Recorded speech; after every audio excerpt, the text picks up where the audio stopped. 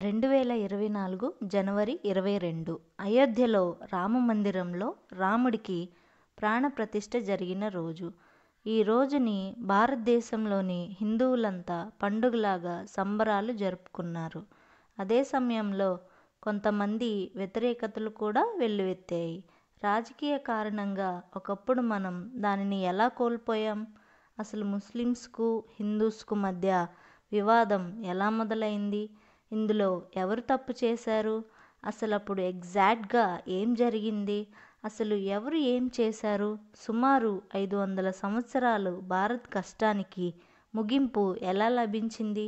ఈ వీడియోలో మీకు ఉన్న ఇటువంటి ఎన్నో ప్రశ్నలకు సమాధానం దొరుకుతుంది. హాయ్ ఫ్రెండ్స్, నేను మీ దాత్రి. మీరు చూస్తున్నారు Dhatri diaries YouTube channel. 2.77 acres land. ఈ ల్యాండ్ ఉత్తరప్రదేశ్ ఫైజాబాద్ జిల్లాలో అయోధ్య అనే సిటీలో ఉంది. ఈ 2.77 ఏకర్స్ ల్యాండ్లో ఒక మసీదు ఉంది. దాని పేరు బాబ్రీ మసీద్. మసీద్కి ఎదురుగా లెఫ్ట్ సైడ్ కార్నర్లో కొంత ఎత్తులో ఒక ప్లాట్ఫామ్ ఉంటుంది. ఆ ప్లాట్ఫామ్ పేరు రామ్ చబుద్రా. దాని మీద చెక్కతో తయారు చేసిన చిన్న రూమ్లో సీతారాములు విగ్రహాలు ఉంటాయి. ఒకప్పుడు హిందువులు ఆ ప్లాట్ఫామ్ మీదే శ్రీరామునికి ప్రార్థనలు చేసేవారు. ఇంకొంత స్థలంలో చిన్న చిన్న స్టోర్ రూమ్స్ ఉంటాయి. మిగతా స్థలం ఖాళీగా ఉంటుంది.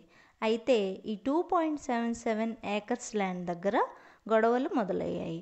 ఈ ల్యాండ్ని 3 ఆర్గనైజేషన్స్ వారు ఆ ల్యాండ్ మాది అని క్లెయిమ్ చేస్తున్నారు. ఈ 3 ఆర్గనైజేషన్స్ ఏంటంటే, నెంబర్ 1 సున్నీ సెంట్రల్ వక్ఫ్ బోర్డ్. ఈ ఆర్గనైజేషన్ ముస్లిమ్స్ను రిప్రజెంట్ చేస్తుంది. ఈ ఆర్గనైజేషన్ వారు ఏం చెప్తున్నారంటే, ఈ ల్యాండ్లో మసీదు ఉంది.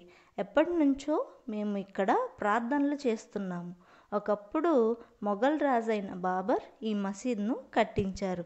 సో ఈ ల్యాండ్ మాకే సొంతం అని క్లెయిమ్ చేస్తున్నారు. నెంబర్ 2 విశ్వ హిందూ పరిషత్.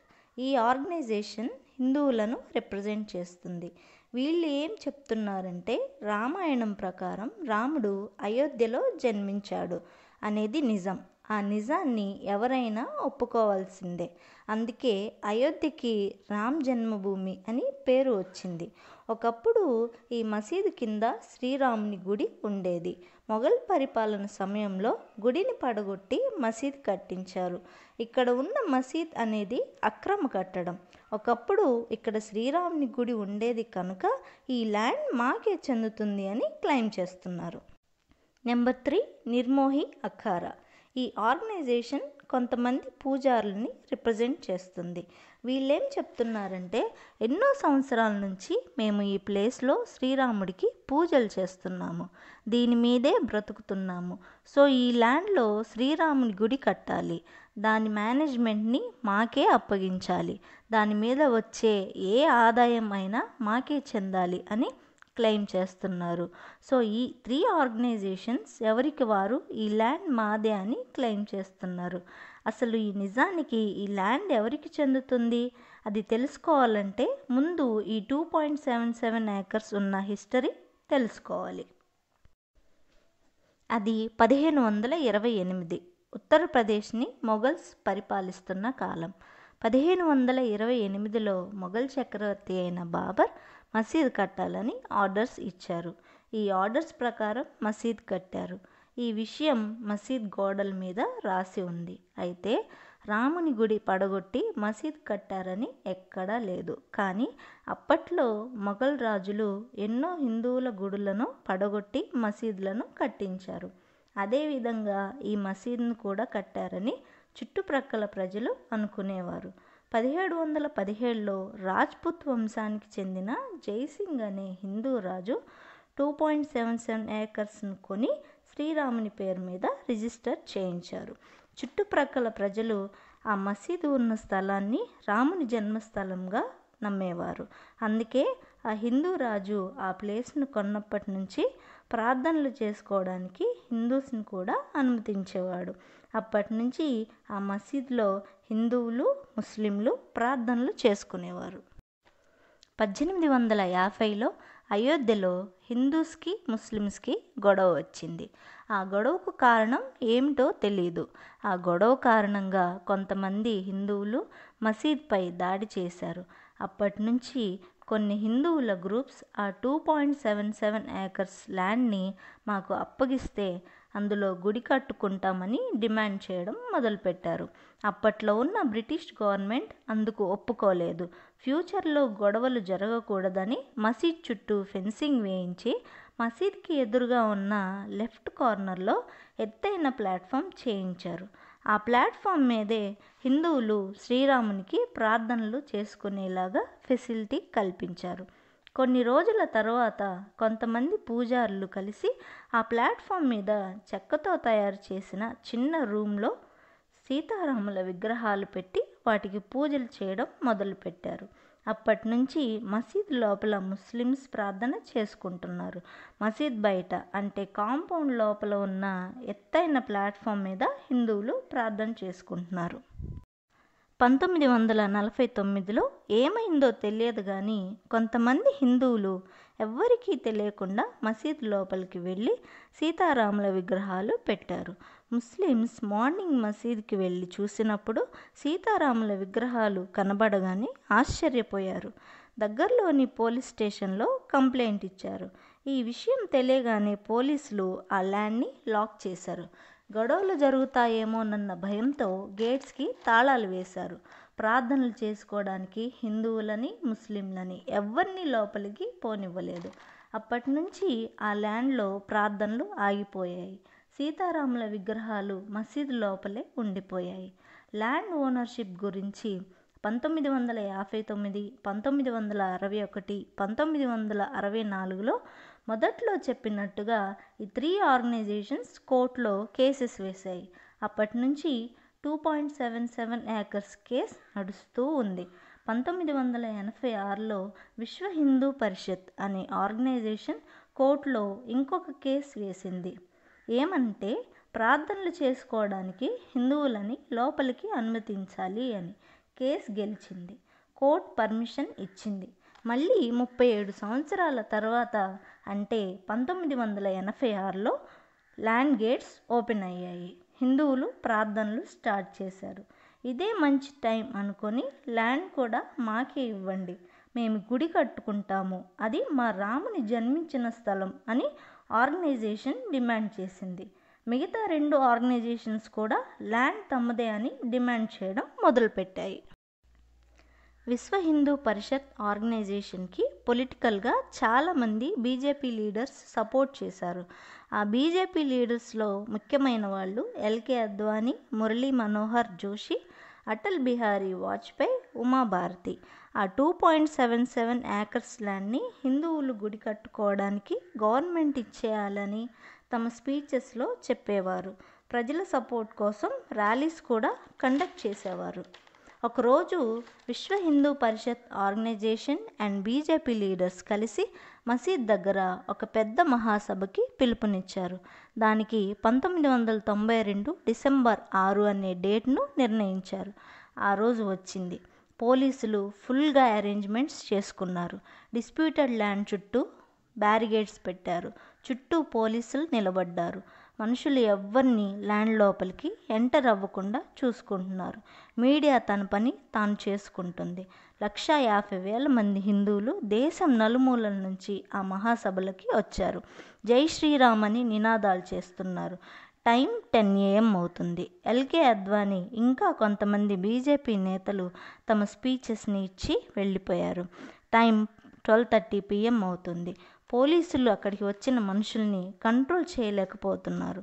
ఎందుకంటే మనుషుల సంఖ్య 150,000 ఉంటే పోలీసుల సంఖ్య కేవలం 2,000 మాత్రమే ఉంది.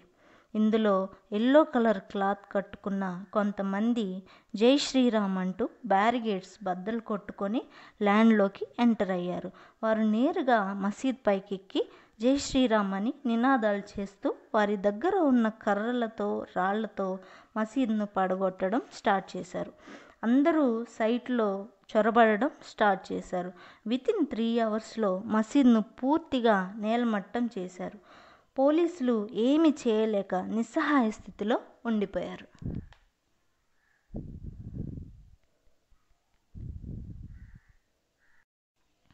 రాత్రి టైంలో కూడా అందరూ అక్కడే ఉండి జై శ్రీరామ్ అనే నినాదాలు చేస్తూ ఉండిపోయారు. నెక్స్ట్ డే మసీద్ని కూల్చేసిన ప్లేస్లో ఒక చిన్న రూమ్ కట్టి అందులో సీతారాముల విగ్రహాలు పెట్టారు. ఈ విషయం జరగగానే దేశంలోని ముంబై, భోపాల్, ఢిల్లీ, హైదరాబాద్ సిటీస్లో హిందూస్, ముస్లిమ్స్ మధ్య గొడవలు స్టార్ట్ అయ్యాయి. ఈ గొడవల్లో 2000 మంది చనిపోయారు. ఈ విషయాలన్నీ సెంట్రల్ గవర్నమెంట్కి, స్టేట్ గవర్నమెంట్కి తెలిసాయి. అసలు ఈ ఇన్సిడెంట్లో ఎవరెవరు ఇన్వాల్వ్ అయ్యారో తెలుసుకోవడానికి ఇన్వెస్టిగేషన్ స్టార్ట్ అయింది. ఇన్వెస్టిగేషన్లో ఏం తెలిసిందంటే మసీద్ని కూల్చివేయాలని ముందే ప్లాన్ చేశారని, ఎలా కూల్చివేయాలి అనే దానికి అక్కడికి వచ్చిన వారు ముందే ట్రైనింగ్ కూడా తీసుకున్నారని, ఎల్కే అద్వానీ, వాజ్పేయి లాంటి పొలిటికల్ లీడర్స్ యొక్క స్పీచెస్ ప్రజలను రెచ్చగొట్టే విధంగా ఉండడం వల్లే మసీద్ని కూల్చడానికి కారణమయ్యాయని తెలిసింది.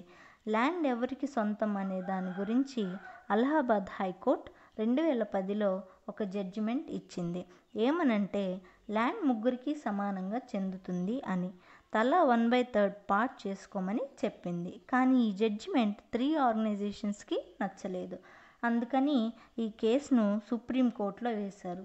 సుప్రీంకోర్టు ఏం చెప్పిందంటే ల్యాండ్ మీకే చెందుతుంది అని ప్రూవ్ చేసుకోండి, ఎవరు ప్రూవ్ చేసుకుంటే వాళ్ళకే ఇస్తాము అని చెప్పింది. అండ్ సైట్ గురించి నిజాలు తెలుసుకోవడానికి ఆర్కియాలజికల్ సర్వే ఆఫ్ ఇండియాని సుప్రీంకోర్టు ఏర్పాటు చేశారు. ఎవరి వాదనలు వారు వినిపించారు. ఆర్కియాలజికల్ సర్వే ఆఫ్ ఇండియా తన రిపోర్ట్ని సుప్రీంకోర్టుకు సబ్మిట్ చేసింది. అన్నింటినీ సుప్రీంకోర్టు పరిశీలించి 2019 నవంబర్ 9న జడ్జిమెంట్ ఇచ్చింది. ఏమనంటే పాయింట్ నెంబర్ 1, కాంపౌండ్ లోపల ఎప్పటి నుంచో హిందువులు ప్రార్థనలు చేసుకుంటున్నారని అనడానికి ఎవిడెన్స్ ఉంది. పాయింట్ నెంబర్ 2, మసీద్లో ముస్లింలు ఎప్పటి నుంచో ప్రార్థనలు చేస్తున్నట్లుగా ఎవిడెన్స్ ఉంది.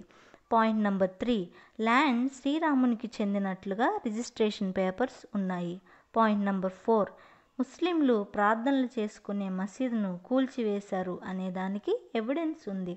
అలా కూల్చివేయడం illegal. Point number 5, archaeological survey of India ఇచ్చిన రిపోర్ట్స్ ప్రకారం మసీద్ని ఒక టెంపుల్ మీద కట్టారని కానీ ఆ టెంపుల్ని కూల్చారో లేదో అనే దానికి ఎవిడెన్స్ లేదని చెప్పారు.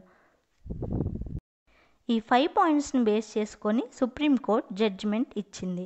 ఈ 2.77 ఏకర్స్ ల్యాండ్లో శ్రీరాముడి గుడి కట్టుకోవచ్చు, ఎందుకంటే ఆ ల్యాండ్ శ్రీరాముడి పేరు మీద రిజిస్ట్రేషన్ అయ్యింది కనుక.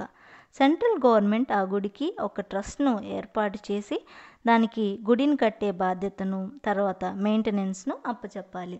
మరియు ముస్లిమ్స్ ప్రార్థన చేసుకునే మసీదును కూల్చారు కనుక అయోధ్యలోని ఏదైనా ఇంపార్టెంట్ ప్లేస్లో మసీద్ కట్టుకోవడానికి 5 ఏకర్స్ ల్యాండ్ని సెంట్రల్ గవర్నమెంట్ లేదా స్టేట్ గవర్నమెంట్ ఫ్రీగా ఇవ్వాలి.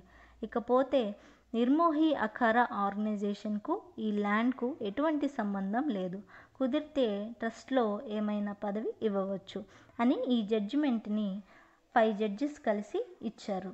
ఈ జడ్జిమెంట్ ఇచ్చేటప్పుడు మేము ఎవరి నమ్మకాన్ని పరిగణలోకి తీసుకోలేదు, కేవలం ఎవిడెన్స్ను మాత్రమే ఆధారంగా తీసుకొని జడ్జిమెంట్ ఇచ్చామని చెప్పారు.